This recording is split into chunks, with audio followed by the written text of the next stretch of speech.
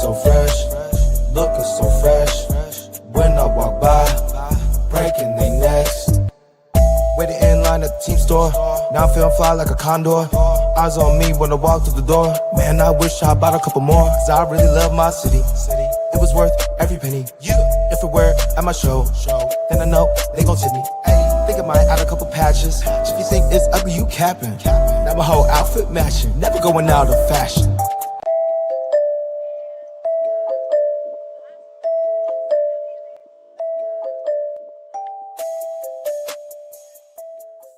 All right, Padres knock off the Angels tonight. They take 2 out of 3. They lose the first game, but win game 2 and win game 3.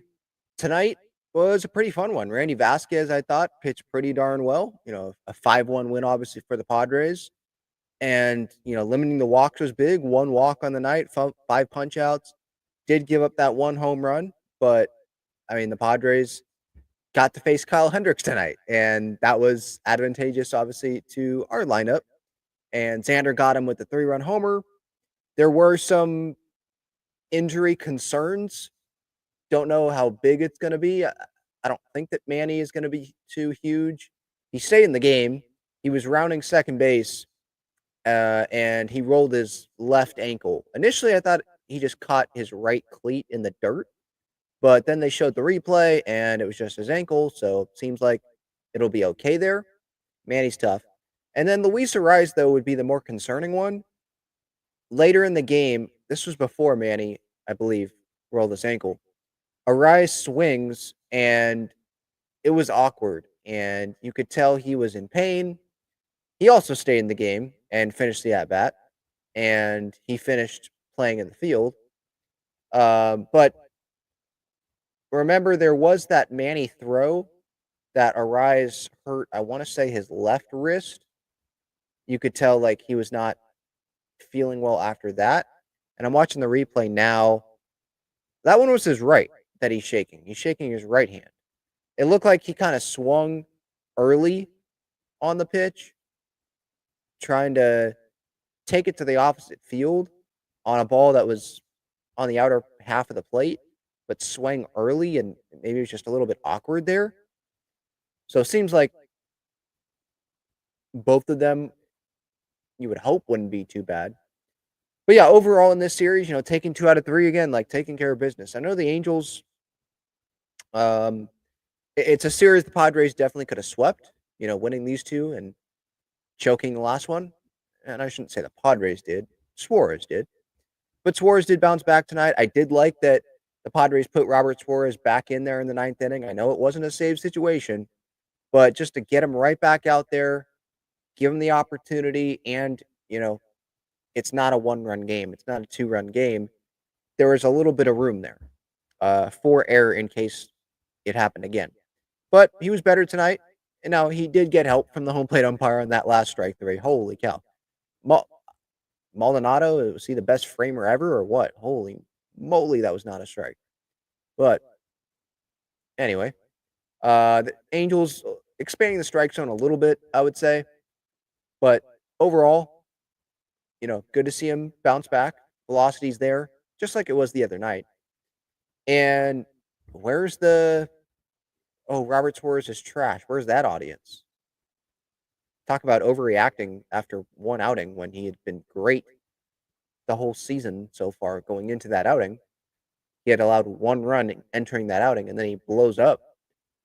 And it's 1 outing, and people love to overreact to that stuff. But not going to be concerned about that. Bogarts with the home run tonight. It's Kyle Hendricks, but it's still nice to see Bogey get into one. This is like a genuine question that I have. Why is Kyle Hendricks still pitching in the big leagues as a starting pitcher in the rotation for a big league team? You could go with the veteran presence, and he can teach some guys some stuff. But if you're the Angels, there's probably some other vets that you could go to that would, have some more velocity than Kyle Hendricks would at age 35, I think, is what he is. You look at his baseball savant, there's not very much red. It's the red, I think, was the average exit velocity. It's not great. he has to really rely on his location. And he had to do that when he was way back with the Cubs. He had to rely on his location.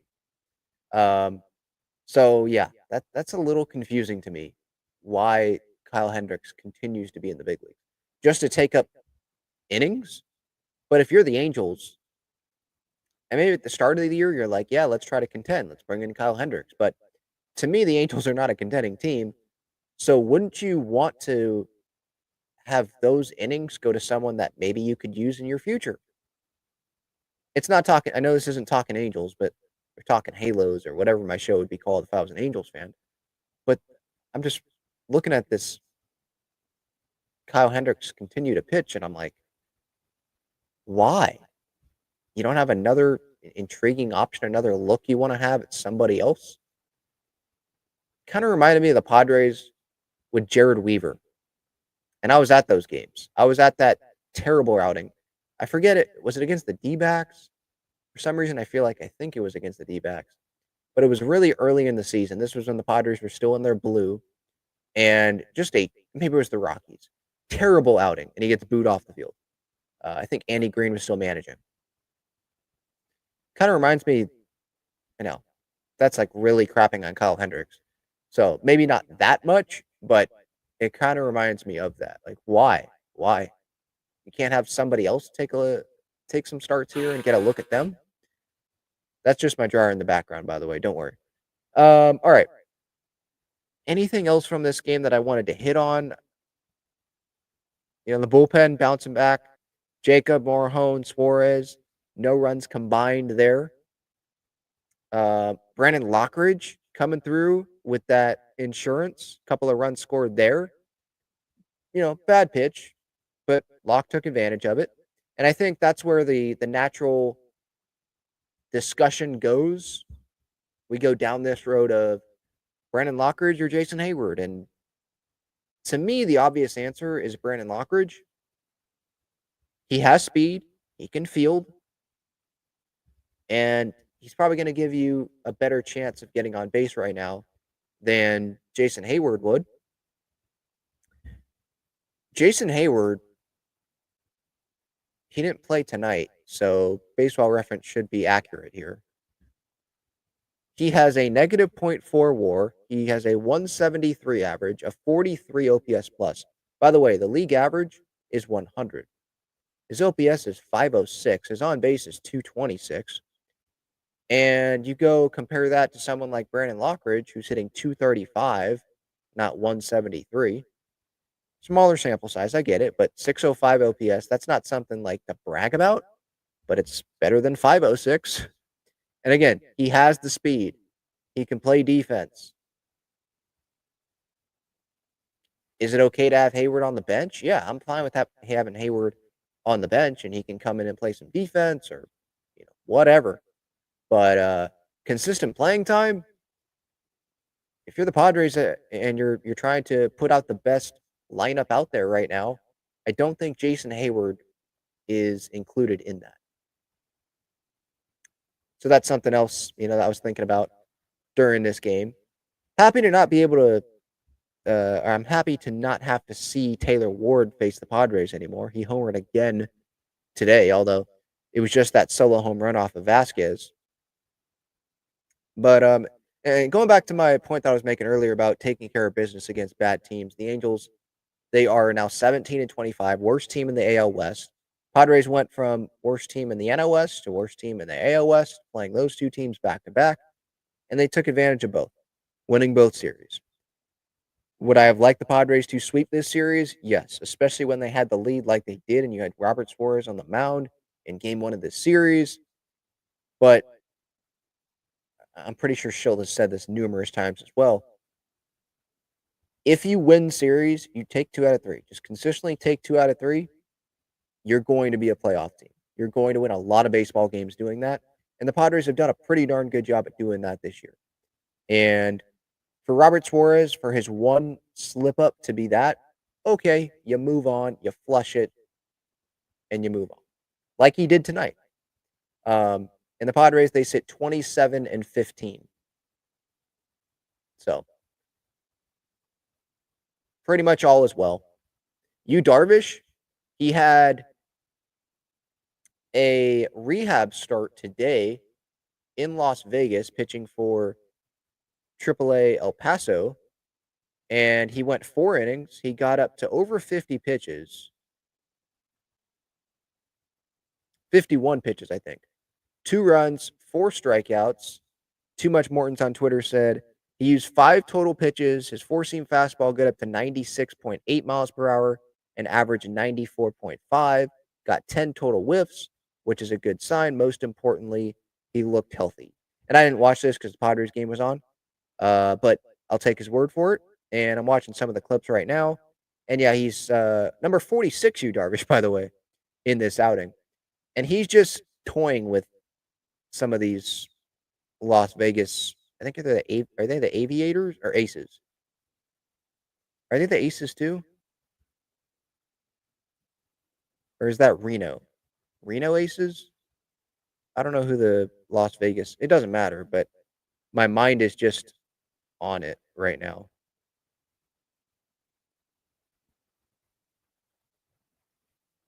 The Aviators, yeah, okay. I'm a big WNBA fan, so I was thinking of the Las Vegas Aces, but someone's the Aces, I think, in minor league baseball. But anyway, Darvish, yeah, just seems like he's healthy. The velocity, mid 90s there. It's there. Obviously, there's breaking pitches, and it's good. Who knows if they're even going to send him out on another rehab? Because if he got to 50-something pitches, 51 pitches tonight, his next outing he could get to 65, 70 maybe. Would the Padres rather have that and then you use bullpen after that? So let's say he works into the 5th inning and then you use bullpen the rest of the way. Would you rather have Darvish at the big league level next time out? Or would you rather have him make one more rehab outing and then bring him up? I'd be fine with one more rehab outing. I don't think you need to push it, but I'm going to trust Darvish. I'm going to trust him knowing himself, the vet that he is and how many times he's thrown a baseball, and he knows how he feels and how he needs to feel to be ready to pitch in big league action. If he wants to pitch next, he says he's good, then I probably would pitch him at the big league level. If he, is going to be like, I'll take one more rehab. I don't feel as great as I want to, then yeah, you give him another rehab, and then you have him go pitch after that. When Darvish comes back, I feel like it's going to be a 6-man rotation to help Darvish as well, to give him that extra day, and other guys in the rotation, because you want the Michael Kings of the world to be ready to go, when it matters the most in October. And you can have Kolek still be in the rotation, and he's pitching well, not tomorrow, day off on Friday against Seattle in the Vetter Cup. But the boys are going to be pumped up for that. It's another game. Yeah, but to have Kolek in the rotation still and to give guys an extra day, there's not going to be a lot of days off. Padres have had a lot of days off. It's been every Thursday, and they've had Mondays off. It's been a very favorable schedule in terms of the days off. And some of the opponents they face, right? Let's be honest. Rockies, Angels, back-to-back like that. They faced the Pirates already. Didn't have to face Paul Skeens. Rockies faced them, 6, 7 times already. So it's been pretty favorable. But then we're going to hit a point here, I think June for sure, where there's not going to be very many days off. And so having a 6-man rotation with some vets in it, I think that can really help out this rotation as a whole. All right. I see Vincent wants to join the show. What's up, Vincent? How's it going? Good. So I wasn't able to watch the game because of class, but I was listening to it on the radio, and I honestly thought that the Angels were going to win one of the games because I feel like we should play them more, kind of just like the Dodgers. And I actually am a Padres and Angels fan, mainly because of the Shohei Ohtani bandwagon. And then their stadium, when you're driving along the 5, was always iconic with the big A scoreboard stuff. And I honestly thought the Angels, they were going to win one game, but I didn't think they were going to do it in the fashion of Padres giving up a grand slam on Monday. So I kind of mad at the Padres about that, but I think they kind of got over it and was like probably, maybe studying film or doing something. And then yesterday with Tatis and the first, his first walk-off, career homer, which I'm surprised that didn't come sooner. But I honestly think the Padres, facing two, I would say, last place teams has kind of prepared them for the Mariners series with their new highly advertised Veteran Cup. So I feel like, having some easy competition as they've been able to, put some of their some of their guys that they don't, play as much. And then they'll be able to be like, okay, we're saving our better guys for, some of the better teams. Yeah. Okay. Yeah. I I don't think the Padres are saving guys though. Like they're trying to win every game that they play. Bottom line, game one of this series, it was a game they should have won. Robert Suarez didn't do his job. The Padres won that game. Robert Suarez lost that game, if that makes sense. And so they're trying to win every game. I don't think they're saving guys. I think, I just made the point about the 6-man rotation. That's going to be saving guys' arms and innings. But it's not like they're forcing someone that sucks into the rotation. These guys are going to, at least as of now, these guys are performing well. And so they all like have a case to be in the rotation. So it's not like it's a terrible thing to have a 6-man rotation. Anything else you want to add? And I don't know if you can still hear me because my Yep, I got you. portion cut out, but I honestly am excited I'm honestly excited for this highly advertised thing with the Mariners, and I feel like the Padres honestly should be playing the Angels more often, like the Dodgers, because they are the other Southern California team. And I'm not sure why the Padres basically did something with the Mariners instead of doing something with the Angels. Obviously, for the thing I feel like they could have done Angels, Dodgers, Padres, some sort of advertising thing, but Yeah. Well, Vincent, thank you for joining the show. I appreciate it. I will go off that point for you. Yeah. Look, the why it's not the Angels is because the Angels have the Dodgers with the Freeway series. That's why. I want to say MLB is doing like this rivalry weekend thing. Like White Sox are playing the Cubs, Guardians, Reds, Mets, Yankees, Nationals, Orioles. So that's what this is. Pirates, Phillies, Rays, Marlins. That's what this is. Astros, Rangers, Cardinals, Royals. So they're going with the regional close proximity A's Giants rivalries, all of them this weekend. There are some teams that you kind of have to force it because, well, they don't have the obvious fit. Padres, Mariners, the Battle of Peoria. That's really what it should be called. It's like the Peoria series, not the Vetter Cup. Like Vetter's a Cubs fan. He has nothing to do with the Cubs has nothing to do with the Padres and Mariners. I know he grew up like he has the connections to the two cities, but he's not a Padres fan. He's not a Mariners fan. He's a Cubs fan. But I mean, this is what it is. It's forced.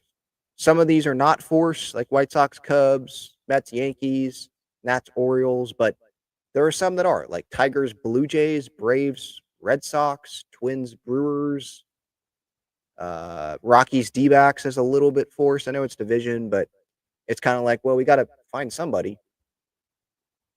So yeah,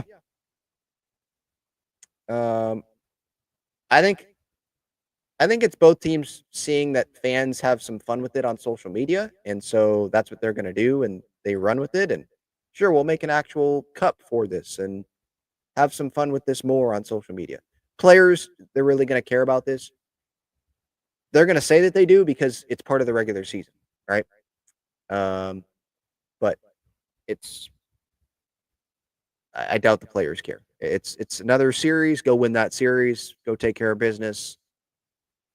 And yeah, that's that. Nando, what a moment last night, huh? With that walk-off homer.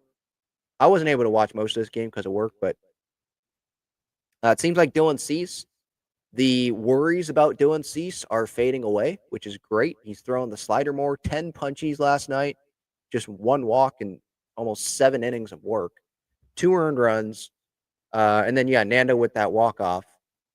It was so watching that, it was funny because he has the big leg kick and then the toe tap, and it was like a quick toe tap too. Like it was more like a stomp, not just a toe tap. And then he hits the bomb, and then the bat flip.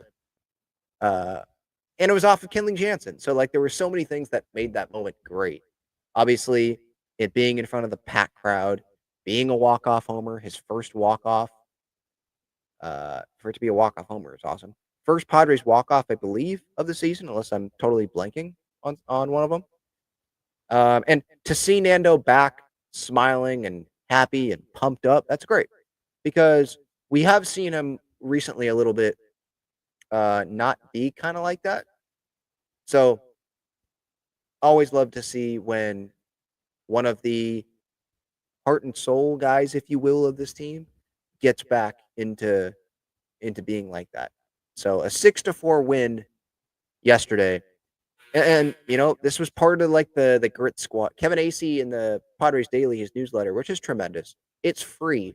All the information that he has on that newsletter, and for it to be free is just amazing. So hopefully you're reading that every morning. But in that newsletter, he was having quotes about Tatis and how, you know, Tatis's quotes were, yeah, there were a lot of days. There are days where you don't feel 100%. It's a long season. And so you're not going to feel great every day. You're going to come into work and just not going to feel great. But you got to find a way.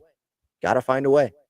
I'm sure us in our jobs come in and you don't feel great. Maybe you even slept the amount of time that you wanted to, but you still don't feel great. You have to get it done. Find a way, right? And so this is what these some of these Padres have had to deal with so far. There's also been some injuries.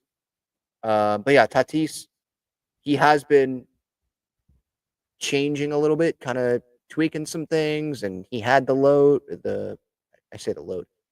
leg kick, and he's had the toe tap, he's had the one-hand finish. Most of the time it's been a two-handed finish, but just trying to find some things. I don't really know what was happening there in that last swing on that walk-off. Because it was not one of those. It seemed like he rushed the toe tap. Like, again, it was a stomp. I'm not a hitting coach, but to me, I've never seen that from him before. Either it's I'm going to leg kick or I'm going to toe tap. Not I'm going to leg kick and then I'm going to stomp as if, oh, shoot, I didn't realize that Kenley's throwing right now. I need to get my foot down. But he's still homer, so whatever. Bat flip was amazing. It's Tatis.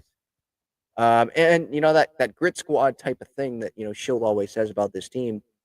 Padres are doing those little things, reading the dirt balls, right? Manny scoring on that wild pitch in the dirt. If that ball was caught, Manny probably was out. But forcing things, and when it's a bad team, and you force them to have to make plays, you're going to benefit from that. And the Padres have done pretty darn good at that. Martin Maldonado with a sac bunt, and that bunt was harder to do than you would think when you got movement and the velocity on these pitches these days. So yeah, just it was great, obviously, to get the win coming off of the disappointment of the first game. But that's just what this is, right? Like the roller coaster of emotions where you're up, okay, we're gonna win this first game, and then it comes crashing down because your elite lockdown closer can't find a strike zone. And then game 2, you end up, tight a little bit maybe at the end there. And then Nando has the walk-off. Tonight was more of just like a regular game, and Padres won it. 1-4, 5-1, whatever. But yeah, just there was a little bit of a roller coaster of emotions in this series. But let's remember the Padres, they got swept by the Angels. I went to one of those games last year in Anaheim. They got swept. That was Alec. No, not Alec. What's his name? I can see his face. Adam Major. Remember him? It was his big league debut. I went to that game. And I want to say that was the game that Yuki sucked because he was coming off the Royals series, right? And they just sucked, and the Padres lost. I think because Major pitched pretty well, but Padres lost that game. Got swept. So yeah, obviously they lost. Duh, Ben. But yeah, so I guess my point is like, don't take it for granted that they won this series. I know great teams are supposed to win these series, but didn't happen last year. And the Padres, won 93 games in the regular season last year still. So hopefully they just keep stacking these wins, keep doing the job, and they'll be in a really good spot. I know people don't want to hear about the standings and all that, but personally, if the Padres are playing good baseball, I like looking at the standings. Yes, it's May 14th. You can just fast forward if you want to, but Padres are 27-15 at the moment. They are tied with the Dodgers in the division. Dodgers are playing, though, I believe, against the A's right now. So when you're listening to this on the podcast platforms, the Dodgers would have already won or lost, and it will not be tied. But just wanted to mention that. 27-15. Obviously, they're in great position in the wild card. Already 3 games up on the Mets and Cubs. It looks like they would be, 4 games up on a playoff spot? Cardinals. Wow, 24-20. 4 games over 500. The usual suspects sucking. Rockies 7-36, Pirates 15-29, Marlins 16-26. What's the common theme among those teams? The owners don't spend money. Shocker. Nats 18-26, Reds 20-24, Brew Crew 21-23, Braves not terrible considering some of their circumstances this year, 21-22. Didn't they start the season off 0-7 or something? Obviously, there was the Profar suspension. The Giants 25-19, Phillies are 25-18, and yeah. So there's that. Any takeaways from this series, please let me know in the chat. That's where I'm going to go next. After talking about Johnny Brito and Ethan Salas real quick. Ethan Salas, he is going to be out until at least July with the stress reaction in his back, which isn't great, but the good thing is he can play in the Arizona Fall League and maybe some winter ball to maybe like catch up on the development a little bit. And what is he, 18 still? I think he's 18. Ethan Salas. Yeah, he's 18 still. Holy cow. Feels like we've known this guy for a long time and he's 18. So I think we got to realize that and not freak out. Oh, he has a stress reaction in his back. Oh, no, he's not developing. Oh, no, not the best minor league numbers. He's 18. There are a lot of guys that haven't even been drafted yet at that position. And he is playing or has played in minor league baseball for years now. So I'm taking more of that as a positive. And catchers take time to develop as well. So I don't have like this big overreaction for you on that. Johnny Brito, he is going to be out for the rest of the season. He didn't have Tommy John surgery. Preller, he spoke to reporters the other day. He underwent UCL surgery, but again, it's not Tommy John. Internal brace surgery to address his UCL as well as a flexor tendon repair, AJ Preller announced to reporters a couple days back. Likely to miss the first couple months of next year as well. Remember, he was pitching briefly for the Padres in spring training. There was some talk in the offseason briefly about maybe he'd be fighting for a rotation spot, but then the Padres, it was pretty early on in camp that Schilt said, no, Brito's going to go fight for a bullpen spot. But then he ended up getting hurt. And there was the forearm, and now the UCL stuff, and that was that. Sean Reynolds was on the roster. Brian Hoeing. I want to say, what was the update there? He is not with El Paso, I don't think. I'm pretty sure he is in Arizona still. Let me double check.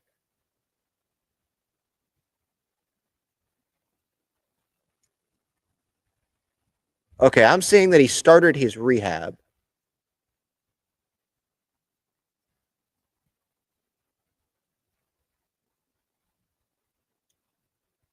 Where is it? Brian, okay. Oh, yeah, he is in Peoria with the rookie team. Brian Hoeing, shoulder injury, allowed 3 runs on 3 hits, including a homer in 1/3 of an inning in his first rehab appearance. That one out that he got was a strikeout. So not great, but I really don't care what's happening on a backfield and rookie ball. I just care that he's pitching, and if he continues to progress and be healthy, that's what I care about. Because that means that there are guys in this bullpen that could be stuffed further down the bullpen if Brian Hoeing can come back. And yes, Wandy is one of those names that I think of. Um, unless like he starts pitching again like he was pitching earlier this season. I have nothing against Wandy. It's just I don't have, this supreme confidence in him. And there's a reason why he's pitching in the lower leverage situations. So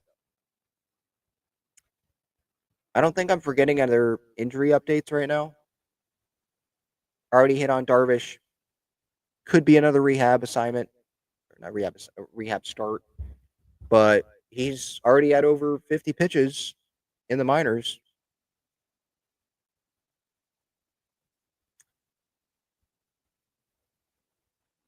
SDFC, by the way, they just won 2-0 over Colorado. So that's great. So we had a game at Petco tonight and a game at Snapdragon. Clean sheet for CJ Dos Santos. Good for him.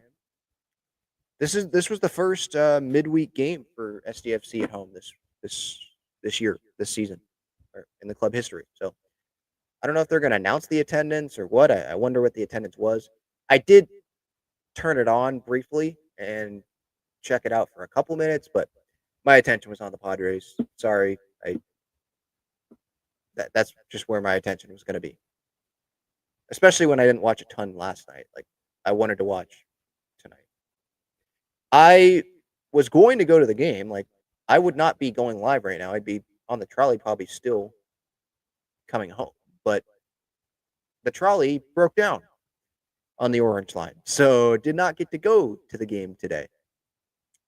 But I was able to transfer the tickets over to one of my followers on Twitter. So hopefully you enjoyed that. If you're listening or watching the show, listening to the show. There you go. Proper grammar. Enrique is who I sent those tickets to. So hopefully he enjoyed that. Got him for free. Maybe he got the bucket hat. Saw a lot of them.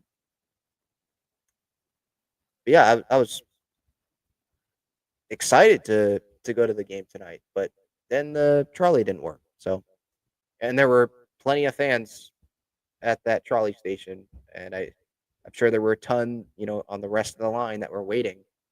And communication isn't great there. You would think that there would be like speakers or something that would make an announcement that, hey, trolley broke down. If you're trying to go to a Padres game or you have to be somewhere, maybe go Uber or, call a friend or something because trolley ain't coming. But that didn't happen. So stood there for half hour probably just to go home. But watch it on TV, whatever. Padres won. That's all that matters. Before getting to the chat, shout out to the great partners of the show. Gaglione Bros, speaking of being at Petco Park, they are at Petco Park, down the third baseline, and in the upper deck. Section 124 is the one that's down the third baseline. And then in the upper deck, section 319. Cheesesteak fries, garlic fries, cheesesteaks. That's the the main things they have there at Petco and at Snapdragon. But then their expanded menu obviously is at their location on Friars Road. So highly recommend you check them out. Delicious, delicious. I love their cheesesteaks. So good. And then freestylecutandstitch.com is the website for the local San Diego brand, jersey customization brand that hooks up Padres fans, San Diego sports fans that are looking to kind of show off their personality maybe in a different way. And there's customization that they can do as well. I've seen them customize, I think, for East Lake Little League, and there's been San Diego State, SDFC stuff, and San Diego Wave stuff. So if you want any customization that's maybe a smaller name player or whatever it is, you can reach out, go to that website, freestylecutandstitch.com. You will be able to go around and see the contact info, obviously, and you can hit Sean up there. But yeah, they're great at, again, like making these cool designs that stick out. It's unique and it's cheaper than the Padres team store. I will tell you that. And it can be even cheaper when you use the discount code that I have for you, code Talking Friars, for 10% off on any future order. Jackson Merrill obviously has worn them. Joe Musgrove, Tyler Wade, Profar and Kim last year. Manny has. A lot of Padres have. Crony. So if you want to be like them, then go over to freestylecutandstitch.com. They're also on Instagram as well. Breaking Tea, if you're more of a shirt guy, maybe not a jersey guy, but you're a shirt guy, they also have player graphic tees over there. Click the link in the description to find those. And then same code for SeatGeek, code Talking Friars, $20 off your first order when you sign up with your email. So please use that to your advantage. You know, we've got the rest of this homestand coming up for the Padres. They face the Mariners Friday, Saturday, Sunday before they hit the road again. Alrighty, let's get to the chat here, see what you all are talking about. Hopefully everybody is having a great night as Padres win the series finale, the rubber match. They take 2 out of 3 over the Angels. And yeah, all right, Irie, good question here. What's up, Ben? Can you put up the manager post-game interview, or would you get flagged? I think I would get flagged. I probably could put the sound up to my mic or something, but I don't want to get into trouble. So if there's something that is notable that is said, you could point it out to me in the chat, and I could go find it probably after the show and then post a clip of it. But when it's live, I probably would get flagged. That's my guess. And then I don't want to just go take like the 97.3 The Fan audio live. Like that's not, that just doesn't feel right. You know, it's exclusive to them. Like they have the rights to that. And they do a good job of posting on social media anyway, like what Mike Schultz says and all that. Maybe they already have. I can actually check.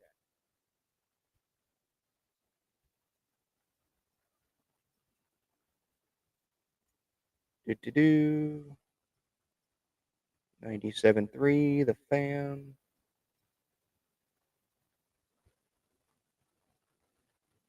Never mind, they haven't. Okay. 18th sellout of 2025 today, by the way, at Petco. 43,766 was the announced attendance. All I got to say is that a boy X, keep doing what you're doing, even in the first game, just by putting the ball in play a couple runs, scored on an error. Yeah. He's been doing pretty good. I know the contract's going to keep getting brought up because, I mean, I get it. I understand. But at the same time, I think we got to not do that every time we talk about Xander because that's unfair to him, the baseball player. Maybe some would be like, no, it's not unfair because he signed the contract. He needs to perform up to that level. But if you think that he's going to perform up to that level, consistently year after year, I don't know what to tell you. That's not who he is. Like, because I think of big contracts and I think of power guys. Sanders just not going to do that.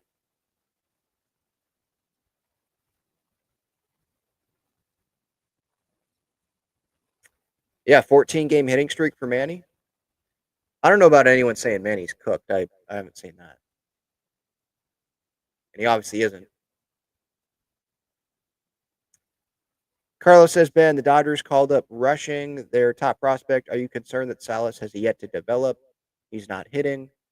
I would think that part of this, him not hitting, is because of the injury that he was dealing with, and it seemed like he tried to play through it a little bit. But let me look up this Dodger prospect because I did see that they were calling someone up, but I don't know who this guy is. I'm not going to act like I know who this guy is. Sorry, I'm not locked in on Dodger top prospects. Dalton Rushing. Okay, here's the difference. This guy's 5'11", 220. Okay. Ethan Salas. Let's go to Ethan Salas. Ethan Salas is 6'1", 185. So 185 compared to 220. That's a little bit of a difference. Ethan is 18. Rushing is 24, and he's just getting called up. That's a 6-year gap there, So there's a difference. You could say yet to develop. Maybe he hasn't developed as fast as you want to. Maybe it's because the Padres did test him early on by continuing to move him up in the system. Didn't spend much time at Fort Wayne, if I remember correctly, and then went like almost immediately from Elsinore to San Antonio. But the guy's 18. So let's not compare a 24-year-old catcher who weighs 220 to an 18-year-old. I don't want to do that. That doesn't make sense, especially at the catching position. I'm good.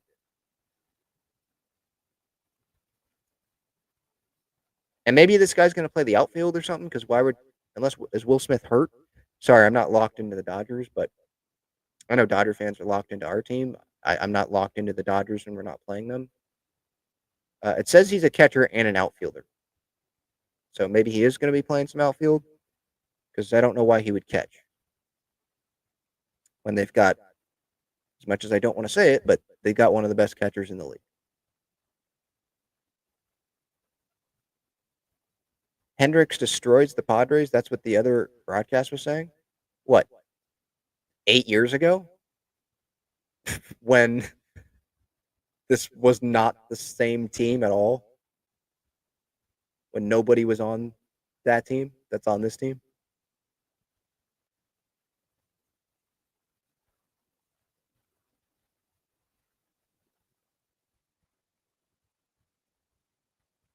Yeah, I agree. Seattle will be a better test.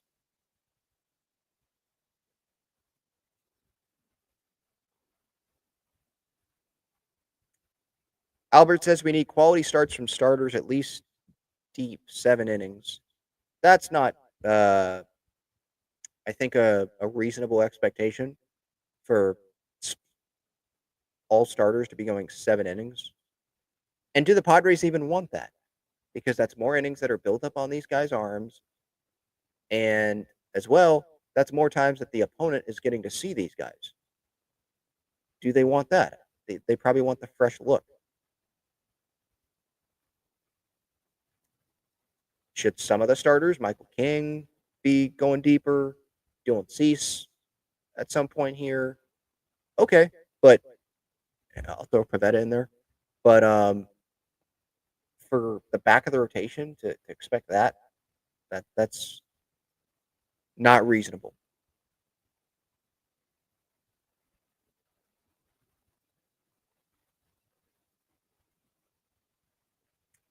Yeah, this point has been brought up about in defense of Robert Suarez, Tatis dropped a foul ball he should have caught in game 1. Catcher dropped a strikeout. I was not watching at that point. I was watching later in the inning, so I did not see Tatis drop that. But listening on the radio the next day, someone was saying that it was a tough catch. Tatis was running while trying to make the catch. And to me, it seemed like by what he was, I forget who said it. Sorry, that's why I said he. It seemed like it was a tougher play than just he dropped a foul ball. Maybe he should have caught it, but at the same time, like I'm not going to make excuses for Robert Suarez that well he threw more pitches because these guys made mistakes. Well, you don't walk 4 consecutive guys in a row.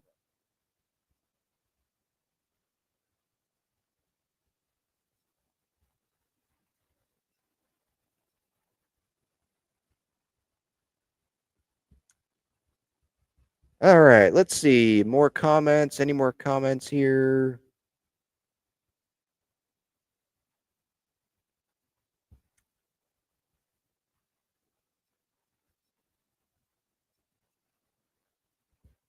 Looks like Dodger fans are watching this live show over watching the Dodgers play a game. Interesting. I mean, thank you.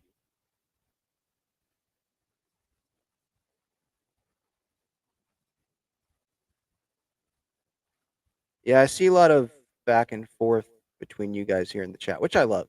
But I was just looking for like comments I could comment on or questions. Diego says, "Great win, Ben. What's your take on this supposed rivalry with the Mariners?" My take is there is none. Yeah, I mean, the thing I think of is like, Ty France. He's not even on the Mariners anymore, but like maybe him being pissed off that he got traded when AJ Preller, according to Ken Rosenthal years ago, Preller told Ty France like a couple weeks before that he wasn't going anywhere, and he saw Ty France as a part of this franchise. That's what I think of. Yeah, there's nothing there. There's literally nothing there. I know Mariners players because they play the Padres in Peoria a bunch. They play each other every year, so like I'm familiar with them. Um, I do. I've been to Seattle. Actually, like been to Seattle a couple times. Love the city, great city, and I definitely don't hate the Mariners. I have no like. In fact, yeah, no negative feeling towards the Mariners. There's nothing there. That's my take on it. It's not a rivalry. It's two teams that are forced by Major League Baseball to like play every year, and this is like the rivalry between the two teams because Angels and Dodgers are with each other. That they're going with that. Seattle's all the way out there in the Pacific Northwest, so they're not going to go with the A's. They're not going to go with the Giants. A's and Giants are that. They're not going to go Houston because Houston has Texas. Like you got to find someone, and so the Padres were the team. You know, so both teams are having fun with the whole Vetter Cup thing. That was a big social media thing, and I think both fan bases have had fun with that, and that's all there is to it. I think it was funny having Ichiro and Trevor Hoffman out there with the Vetter Cup. I think it was a Vetter Cup T-shirt at spring training to like help announce it. And Ichiro's got to be like, "What the f is this? Seriously, you have me out here doing this?" Trevor probably too. Like, seriously, they know they're not. These two teams are not rivals. What are we doing here? But I'm not going to be opposed to both teams having some fun with it. And I think what makes it fun as well is it's not like a hate thing, like how we hate the Dodgers, and we know Dodgers don't like Padres. Um, I like that rivalry too, but for it to be more like a fun thing, I think that's interesting.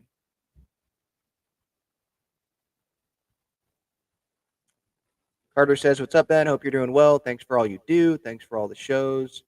June 20th, I'm going to Padres Royals. Could I meet you during that game?" That feels like a long ways away. So who knows? Looks like that's a Friday.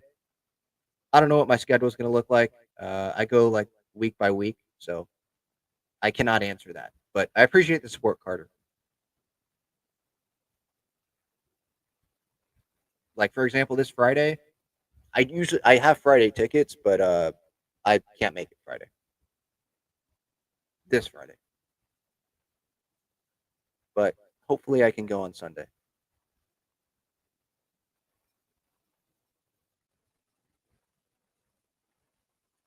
Who's pitching next game? Kolek. So this is what it's going to look like. Let me see if I can load this up. Kolek game 1. Game 2, I believe, is... Who would it be? It would be... King? I'm just guessing while I'm waiting for this to load. Off day Thursday, Friday, Kolek. That game's on Apple TV Plus, by the way. Just shout, news flash. That's at 6:40. Saturday, 5:40. Nick Pavetta's on Saturday. Sunday is Michael King at 1:10. Saturday is Padres TV and CBS 8 for those that don't have Padres TV.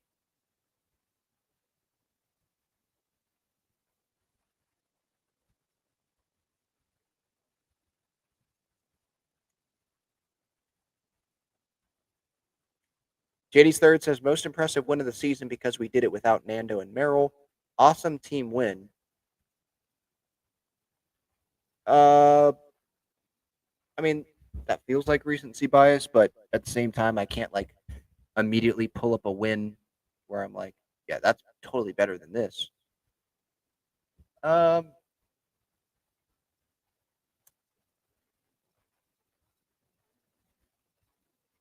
Yeah. There were some where it's memorable. When Arise got hurt and the Padres came back. That was with Tatis, obviously, huge homer. Sunday Night Baseball, they get a win there. You think of something like that. How it's impressive that they bounce back like that. But no, it's a good point. Yeah, it was an impressive win for sure.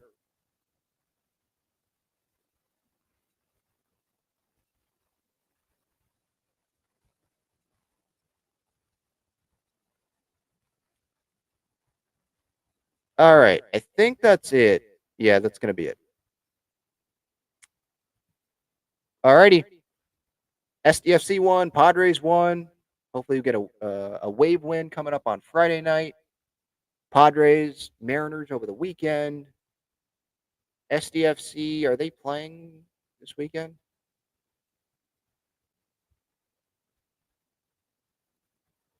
Yes. Hosting Sporting Kansas City. Okay. And then, wow, that's going to be a good one. Well, maybe it won't be because Galaxy actually stinks this year.